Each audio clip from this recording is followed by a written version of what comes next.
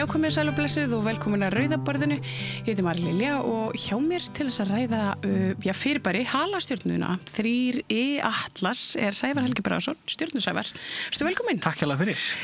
Hvað þetta fyrirbæri? Nú hef ég heyrt svona margar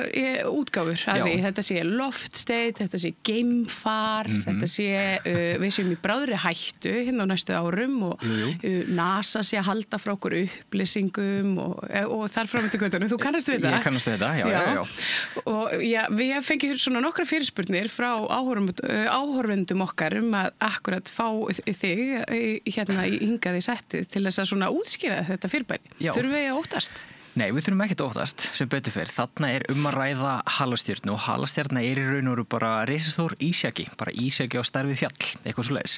Og þetta tiltekna fyrirbæri sem sagt halastjörna sem kemur úr öðru sólkerfi, hefur verið einhvers staðar á flandri vetrarbrautin okkar í milljarð ára sennilega og rataði svo inn í sólkerfi okkar og núna hinum megin við sólunum frá okkur séð. En svo kemur þetta fyrirbæri fram undan sól núna í nóvembermánuði og verður þá sjáanlegt bara með risastórum sjónungum. Akkur bráðnar þetta ekki í sólinni? Sko, hún fer ekki nú nálagt. Þetta alveg svona cirka 270 miljón kílómetra svo frá sólinni og þá erum við ennþá það langt frá henni að hún bráðnar ekki öllu leyti, en hún bráðnar á sumu leyti. Og þegar við bindum stærstu sjónungum heims að fyrirbærinu núna fyrr á þessu ári, að þá fór það að sýna öll merki þess að þarna væri einmitt að ræða halastjörnu. En svo koma samfélagsmiðlar til sögunar og á samfélagsmiðlum fá oft samsæriskenningar, misfæslur og bara rangar upplýsingar óræða vængi. Sérstaklega ef hlutin eru stórlega yktir og í þessu tilviki má eiginlega kenna einu manni sem prófessor við Harvard háskóla og þar alveg með trúverðuleika. Sá heitir Avi Lööp og hann sirka eini stjörnuvísindamaður heimsins sem ekki alveg sannfærður að þarna sé að ræða halastjörnu og vill halda þeim möguleika opnum að þarna sé geimverur eða geimskip í einhvers konar könnunarleiðangri inn í sólkerfi okkar og hann kannski ekki á því að það sé verið að bara ráðast á okkur eða eitt slíkt, heldur þarna séu forvitnar verur að senda búnað til að rannsaka okkur. Það er óneitanlega skemmtilegra. Það er miklu skemmtilegri hugmynd, ekki spurning og svo hugmynd er alltaf tekin alvarlega til að byrja með því við finnum eitthvað. Það er sem sagt svona verkefni þar sem við erum að horfa til himins og skannan bara á nokkurra náttufresti í leita halastjörnum og loftsteinum og smástjörnum og svona fyrirbærum sem að koma inn í sólkerfi okkar en gætu líka rekist á okkur einhvern tímann í framtíðin og bara því við viljum ekki að fara fyrir okkur eins og risaeðlunum. Þannig að það er ágætt að vakta heiminin og koma í veg fyrir það. Þannig í þessum leitarverkefnum þá höfum við fundið þrjú fyrirbæri sem eiga rætur rekja úr öðru sólkerfi. Þess vegna heitir það 3i stendur fyrir Interstellar og Atlas nafnið á leitarverkefninu sjálfu. Og þessi þrjú fyrirbæri sem komið inn í sólkerfi okkar, eitt þeirra var halastjörna eða 2 þeirra, núna halastjörnur, eitt Borisov og svo smástjörnin sem kom hana líka í leitina sem heitir 1i Oumuamua eftir havaísku orði. Og á næstu árum þá málu búist því að við finnum miklu fleiri svona fyrirbæri því að nýverið á þessu ári var tekin í notkun sjónauki sem heitir Rubin sjónaukinn og hann skannar heiminin allan á 3 nátta fresti og þá verður til að vera gífurlegt gagnasafn sem að mun skila því að við munum finna miklu fleiri svona fyrirbæri á komandi árum. Hvers vegna heldurðu að, er þessi halastjörna, er hún eitthvað frábrugðin því sem við höfum áður séð það? Því að nú höfum maður séð það svona í þessum upplýsingum sem verið að deila. Að hann sé dularfullur á einhverju leyti. Já, sko já og nei og núna bara sýnur öll merki þess að vera frekar dæmigerð halastjörna. Það sem að menn hafa séð í henni sem er óvenjulegt magn af koldíoxíði og inniheldur sem sagt meira koldíoxíð heldur en svona flestar halastjörnur aðrar en svo vitum við halastjörnur okkar eigin sólkerfi sem sína svipumerki og þessi fyrirbæri þau má rekja til þess tíma þegar sólkerfi okkar var að vera til og þá var svona ákveðin snælína í sólkerfinu og þetta var svona svolítið eins og blandari bara það sem allt var hnoðað saman næst sólinu eru til þungu reikistjörnunar Merkúríus, Venus, jörðin og Mars sem eru út á bergi og málmum en utar þá eru til gasrísar og ísnettir og slíkt og halastjörnunar eru þaðan en svo hefur orðið blöndun í sögu sólkerfisins, þannig að við finnum merki blásýrugas, við finnum merki amínósýrur meira þess að þannig að það er mögulegt að halastjörnur hafi verið að sá fræjum lífsins á pláneturnar í innra sólkerfinu og allavega hér, vatni sem við erum að drekka hérna má að einhverju leyti rekja til halastjörna sem að rigndi yfir jörðina fljótlega eftir hún myndaðist þannig að út af fyrir sig er það rosalega merkileg fyrirbæri og þessi tiltekna halastjörna er alltaf mjög merkileg vegna þess að hún kemur öðru sólkerfi og ég veit að allt stjarnvísinda samfélagi dreymir að senda könnunarleiðangur þangað til þess að rannsaka það og kenna okkur aðstæður í öðrum sólkerfum og svo framvegis. En það er fyrst og fremst þessi mælingu koldíoxíðs sem var svona óvenjuleg, svo við fundum merki málma og það er ekkert óvenjulegt og merkjum stróka, svona þegar sólin lýsir á halastjörnuna þá myndast svona eins konar goshverir á þeim þar sem bara gas stígur upp og það stefnir náttúrulega alltaf í átt að sólinni í bara átt það sem að verið að hita hann upp en svo bara hjúpur og hali og allt þetta sem við þekkjum. Hvað þetta stórt? Þetta svona, það aðeins á reiki en það svona í kringum 2, 3, 4, 5 kilometrar eitthvað svo leis. Þannig að þetta svona, þú veist, kannski starfið Öræfajökul eða eitthvað slíkt. Þannig að getum ímyndað okkur Öræfajökul að detta í kringum sólina og gufa pínlítið upp og svo sé sólum að blása efninu burt. Þannig að það svona stærðin. Og getum við séð þetta ekkert tímann með berum augum? Nei, því miður þá hún fyrsta lagi það lítill og það langt frá okkur þegar hún verður hver næst í jörðinni að það engungu hægt að sjá hana þá með stórum sjónaugum. Þá myndum bara lítið út eins og lítill ljósstipill. Þannig að við erum aðalega að mynda svona stærstu sjónauga heims og geimsjónauga til þess að rannsakana og þá því miður kemur ljós að þetta ekki geimskip. Ekki nema að feilubúningurinn sé þeimun betri sko. Það gæti alveg verið. Það gæti alveg verið, já, akkurat. En svo líka ágætt að hafa það í huga að það sem einmitt fær vangi á samfélagsmeilum mjög oft annarkvort stórlega ýkt eða argasta bull, sérstaklega þegar kemur að stjarnvísindum til miður og svo náttúrulega sjáum við núna með tilkomu gervigreindar að upplýsingaóreiða bara eykst. Þannig ég ætla að vara fólk við að trúa öllu því sem það sér drift í svona mýmum, svona myndir og einhverjum stórfenglegum texta og spyrja bara. Ég fæ mjög reglulega með fyrir spurnir eins og frá þér og þá bara mér ljúft og skylt að reyna að svara því eins og eftir bestu getu og þá reyndar maður stundum líka sagður vera hluti af samsarunu en það kemur alveg fyrir en ég get lofa því að svo ekki. Þú ert ekki mikið í svona að þagga niður komur geimvera? Það líka bara sko að því að það er svo margt stjarnvísindafólk fólk út allan heim sem dreymir að gera stærstu uppgötvun sögunar sem væri náttúrulega bara að finna líf einhvers staðar annars staðar í geimnum og ef þetta væri alvörinni geimskip þá fyrstilega ekkert hægt að fela það af því það eru bæði stjarnvísindafólk fólk út allan heim með professional sjónauka og svo líka sæju stjörnuáhugamenn út allan heim öll þessi merki líka sem að kæmu frá þá þessi tiltekna fyrirbæri og þannig að þetta þyrfti að vera risa stórt samsæri ef svo ætti að vera og það enga líkur á því að svo sé bara því miður að því að svo sagði ráðan þessi skýringin á geimskipin er náttúrulega miklu skemmtilegri og ég bara vona það að dag einn þá verði það raunverulega skýringin því þá bara get ég dáið glaður yfir því að hafa fengið loksins svar við þeirri spurningu sem ég langar mest í hvort að líf leynist að nútið ekki. Já, ég held við séum svolítið flest þar en mér finn það svona kannski í kringum mig að það aðeins meiri áhugi á geimnum heldur en að var hérna kannski bara fyrir 10-15 árum. Ég held að þú sjálfur nú eitthvað þátt þar í og en svona ég finnur mikinn áhuga? Bara ekki nokkuð spurning og líka náttúrulega með tilkomi samfélagsmiðla þá auðveldar að koma áhugaverðum hlutum á framfæri og fólk grípa þá svolítið á lofti og ég tek líka alltaf eftir því þegar ég deil einhverju sem tengist því sem fólk getur séð með eigin augum að það fær alltaf mikla athygli og mikinn áhuga hjá fólki að reyna að sjá það og ég reyna náttúrulega alltaf að íkja það ekki eins og oft gert á samfélagsmiðlum en jú, bara það líður alltaf svo dagur að ég fá ekki myndir sendar frá fólki sem sér eitthvað sem það kann ekki skýra á heimnunum eða er að spyrja út í eitthvað sem er verið að dreifa þannig jú, ég verð alveg verulega varð við aukin áhuga og það er bara frábært og ekki síst hjá krökkum oft þessi áhugi komin í gegnum eitthvað sem fólk krakkar sig á TikTok sem dæmi og þá aftur gott að vera skeptiskur og það er upplýsingar sem verið að dreifa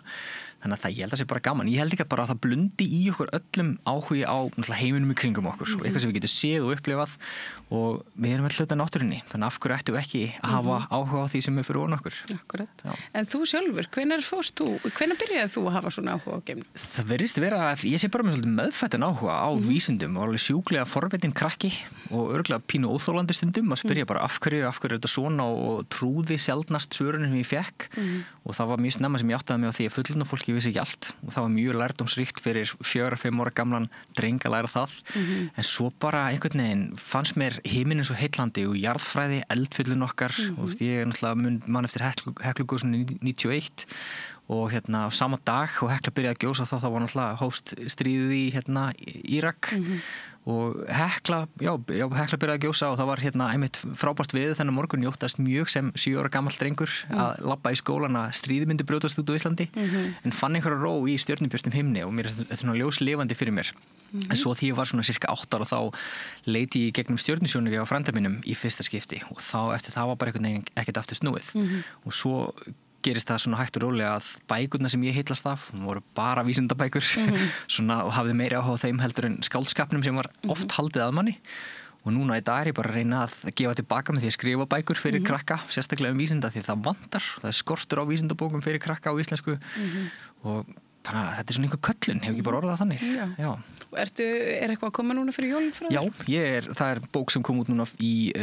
lok ágúst sem að heitir Miklukvellur, bara ræðist á stærstu spurningum mannsandans, hvernig alveg nokkuð var til og svo bók er náttúrulega hugsuð sem svona heimalestrarbók fyrir krakka á aldrinum svona 8 til 12, 13, 14 ára eitthvað svoleiðis. Þær eru notaðar í skólum sem er frábært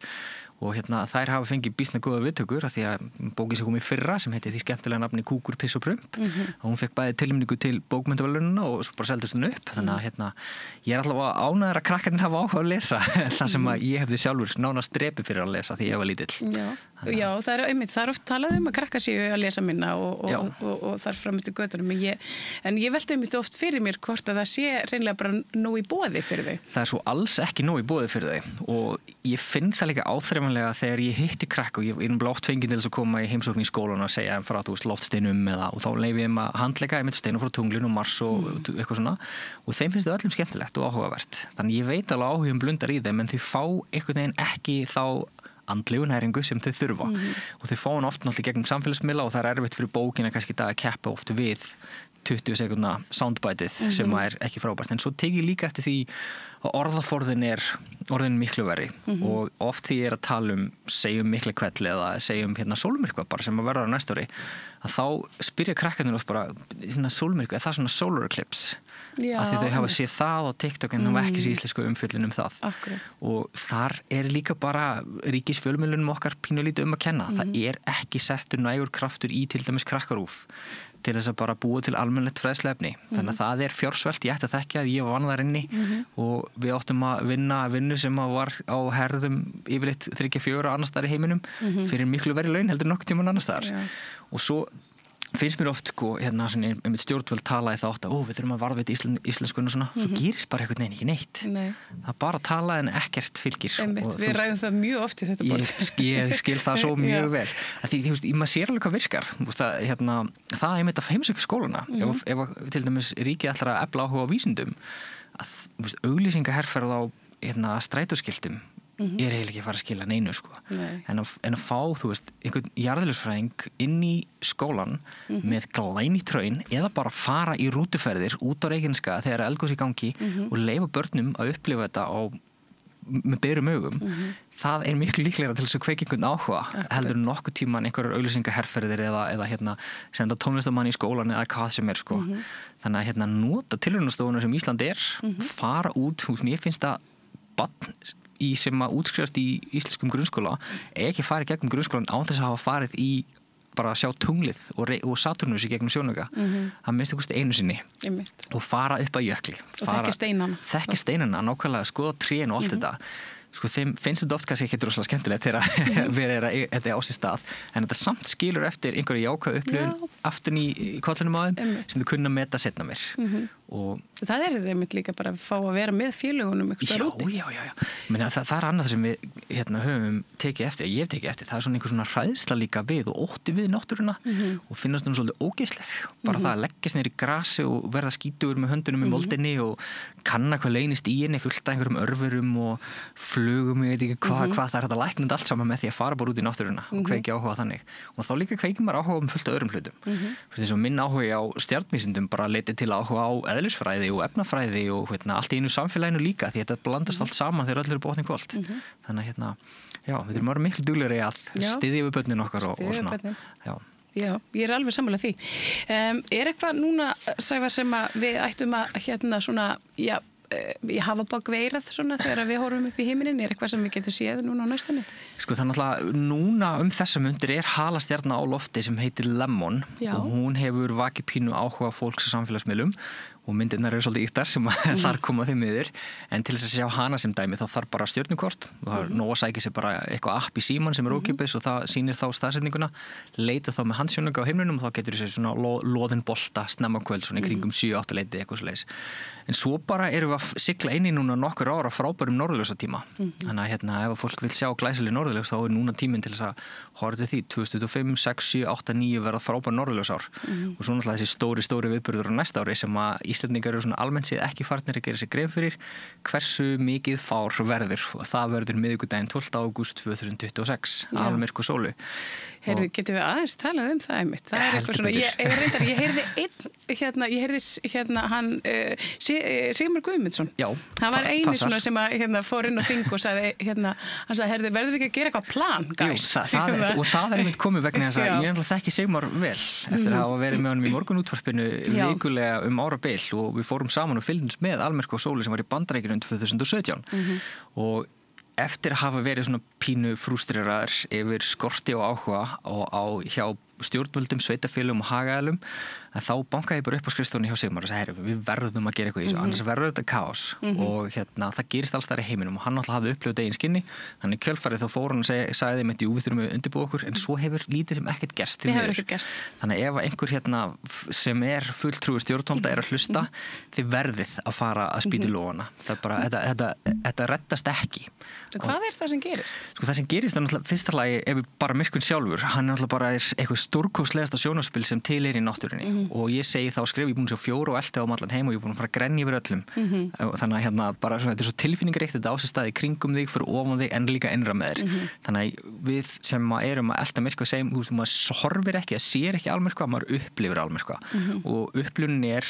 fyrir all skilningavitt og þú finnur vindin breytast, þú finnur hitastigið lækka, þú heyrir fuglana þagna og eða byrja að syngja aftur eftir myrkvan, þú heyrir fólk gráta, blóta, hrópa og svo framvegis og hérna en það sem maður fylgir þessu alltaf að það er fár það er að segja áhug fólks á að fara á þann stað þar sem myrkvinn sést best verður gríðarlega mikill og það gerist alls þar í heiminum, alveg sama hvar við erum, hvort sem við erum í Afríku eða Ameríku eða Evrópu, skiptir engu máli og við erum bara ekkert alveg undir það búin að segjum sem svo að þessi gott veður á Snæfellsnesi að þá liggur straumur mikils meiri hluta borgarbúa þangað og það verður einhvers konar þetta verður hérna túristasíson líka já, þetta er háannatími ferðaþjónustu og Ísland er uppselt nú þegar nokkurn veginn alveg það verður erfitt að bóka veitingastæði og það er nú þegar erfitt að bóka veitingastæði gistingu bensínstöðarnar á slóðinni þurfa að vera undir það búnar að fá holskeplu af fólki inn á sama tíma nokkurn veginn þannig að hérna, það er huga rosalega mörgu og vegagerðin þarf að vera með á nótunum á þeim stöðum þar sem að veginir eru kannski ekki frábærir eins og á sunnanverðu Snæfellsnesi vegur undir Látrabergi er náttúrulega ekki frábær en það á að laga hann fyrir þennan stóru dag sem betur fer og ef það er gott viður þar á þeim slóðum þá má búast við miklu annríki á vegum á Vestfjörðum sem dæmi og þar má jafnvel búast við því að símasamband eftir að jafnvel klikka ef ekki var að senda upp fleiri sendar og ég er til dæmis búin að eiga fund með símanum til þess að hérna bara fá þau til þess að undirbúa og mér finnst pínu skít bara satt best að segja að það sé bara einhver svona dúti út í bæ sem er í raun og veru að íta þessu öll á stað af því að þetta kemur ekkert frá þeim sem að raunverulega hafa þessi áhrif og ráða þannig að það er ekki hægt að segja það 12. ágúst 2006 að þetta hafa komið okkur óvart þetta er búið að liggja fyrir í mörg ár og það er búið að reyna að vekja fólk til umhugsunar að við verðum að bregðast við ef við gerum það, þá verður þetta stórkostlegu dagur þá verður þetta æðislegt já, og við fáum ekki næsta tækifæri fyrir en eftir 170 ár og getur ekki fengið svona útíðar hérna svona skipulegendur í þetta með sko, sem betur fyrir það byrja hérna í til dæmis á höfuðborgarsvæðinu þá er markastofu höfuðborgarsvæðisins búin að taka þetta verkefni svolítið til sín að skipulegja útsýnisstaði hér og þar og hér á höfuðborginni sést myrkvinn svona í kringum 1 mínútu fyrir eftir hvar við erum, almyrkvinn þar að segja og það máli búist við þegar hér verði fjöldi fólk sem vel viðrar hér og sömulegis út á Reykjanesskaganum það sem að búist við miklu fjölda fólks í Suðurnesjabæ út á Reykjanestá minna fólk sem er að fara í flug seinni partinn frá Íslandi til Bandaríkjanna eða Norður-Ameríku einhvers staðar að það verður að leggja stað snemma og Icelandair þarf að hafa það í huga og hvernig er ég meina geta flugvélar tekið á loft þegar það er svona myrkur? Já, það sem náttúrulega gerist er að hérna, það verður ekki alveg myrkur ef það er til dæmis heiðskýrt ef það er heiðskýrt þá er svona birtan meira kannski í ætti það sem verður 30-40 mínútum eftir sólsetur eitthvað svoleiðis og ef það er hins vegar bara þungbúið og rigning þá verður algjört myrkur í mínútu til 2 fyrir eftir hvar við erum og það er miklu meiri upplifun heldur til dæmis deildarmyrkvi og jafnvel 99,9% deildarmyrkvi er ekki sama upplifun eins og 100% bara almyrkvi og jafnvel þó sé skíðað þannig að við munum alltaf upplifa eitthvað einstakt og fallegt og skrítið og skemmtilegt saman þennan tiltekna dag en ég hef til dæmis verið að tala Icelandair líka það bara náttúrulega fyrst að hafa það í huga að það eru farþegar sem eru að fara frá Íslandi til Norður-Ameríku og Evrópu þar sem maður sést deildarmyrkvi og vonandi bara verður hægt að fljúga inn í slóðina og lengja myrkvann úr 2 mínútum og 18 sekúndum í 3 mínútur þannig að það ýmislegt hægt að gera og þetta allt í undirbúningi þannig að gera ekkert annað þessa dagana en fara að fundi hingað og þangað til þess að reyna að fá fólk til þess að vakna svolítið sko. Já, það veitir ekki af. Svo svona eins og brjálæður vísindamaður í bíómynd. Já, þetta bara svona ástriða sem að ýtir manni og dregur manni áfram sko. Mér langar svo mikið að Íslendingar fá að upplifa sérstaklega börnin okkar hversu stórkostlegt þetta að því þetta líka svo gullið tækifæri til þess að kveikja smá áhuga á náttúrunni og bara svona STEM-greinum, vísindi, tækni, starffræði, verkfræði og listum auðvitað líka að því að í gegnum tíðina þá hafa myrkvar verið innblástur fyrir listafólk og innblástur í trúarbrögð og bara menningu okkar yfir höfuð. Þannig að við eigum að sjálfsögja að fanga tækifærið og ég óttast svo innilega að það fatti það enginn fyrir bara allt og seint og ég vil ekki að gerist. Nei, við höldum áfram að tala þetta, við skulum bara minna á þetta reglulega. Ég tek það bara á mig Flott, fólk getur einmitt fæ að skjóta þegar, getur farið inn á vef sem heitir solmyrkvi2026.is þar að finna niðurtalningu í fyrsta lagi og svo gagnvirkt kort sem hægt að smetla á og þú getur bara slegin heimilisfangið þitt í svona stækkunargler, smelt sérna korti og sér nákvæmlega hvað áttu að horfa klukkan hvað myrkvinn hefst frá nákvæmlega þínu heimili eða hvar sem þú ert á hvað einasta punkt landsins. Þannig að solmyrkvi2026.is. Já, þetta spennandi. En kannski svo við snúum aðeins aftur að þessum